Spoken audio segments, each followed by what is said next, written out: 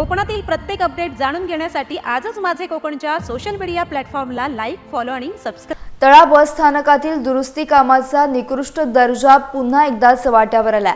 शुक्रवारी संध्याकाळी बस स्थानकाचे पीओपी अचानक कोसळल्यानं एक प्रवासी किरकोळ जखमी झाला. विशेष म्हणजे या बस स्थानकाच्या दुरुस्तीसाठी 10 लाख रुपयांचा निधी मंजूर करण्यात आला होता. मंत्री अदिती तटकरे यांच्या हस्ते फेब्रुवारी 2024 मध्ये या कामाचे ऑनलाईन भूमिपूजन झाले होते. मात्र काम पूर्ण झाल्यानंतर अवघ्या काही काळातच छताचा भाग कोसळल्याने प्रशासनाच्या कारभारावर आणि कामाच्या दर्जावर मोठं प्रश्नचिन्ह निर्माण झालंय. या घटनेची माहिती मिळताच शिवसेना कोर कमिटीचे सदस्य लीलाधर खातू आणि शहर प्रमुख राकेश वडके यांनी घटनास्थळाची पाहणी केली. 10 लाख रुपये मंजूर असतानाही प्रत्यक्षात 5 लाखांचेही काम झाले नसल्याचा गंभीर आरोप त्यांनी यावेळी केला. ठेकेदाराच्या चुकीच्या नियोजनामुळे निष्पाप प्रवाशांचा जीव धोक्यात आल्याची तीव्र भावना नागरिकांकडून व्यक्त होती आहे. यावेळी नगरसेवक नरेश सुर्वे यांच्यासह अनेक स्थानिक पदाधिकारी उपस्थित होते.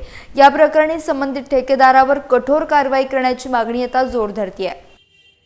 तळा एसटी स्टँडला भेट दिली असता गेल्या वर्ष 7-8 महिन्यापूर्वीच काम झालेलं आणि त्या काम झालेलं असताना त्याची दुरावस्था आम्ही बघितली. तर ते सिलिंग अक्षरशः पडलेलं आहे. पंख्याची पास सुद्धा तुटलेली आहे आणि मांदारचा पॅसेंजर होता त्याच्या डोक्यामध्ये मार बसला.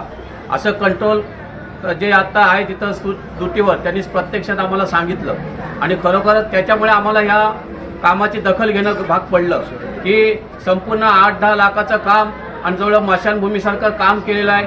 लोकांना बसण्यासाठी व्यवस्था कशी असावी, काय असावी याचं सुद्धा गांभीर्य लक्षात न घेता तालुक्यामध्ये तालुक्याचं हे ठिकाण आणि तालुक्याची एकच ही बाजारपेठ असताना एसटी स्टँड कशा पद्धतीने पाहिजे याची सुद्धा या कार्यकर्त्यांना किंवा इथल्या राज्यकर्त्यांना समजलं नाही आहे. ही वस्तुस्थिती आहे. ज्याला कुणी काम दिलं होतं, काय दिलं होतं, कोर्ट कॉन्ट्रॅक्टर म्हणून तुम्ही काम केलं, पण ते 10 लाख रुपयाचं काम जवळ 5-6 लाख रुपये सुद्धा त्याला खर्च झालेला नाही आहेत आणि वर्षाच्या आत त्याचं सगळं सिलिंग पडलेलं आहे.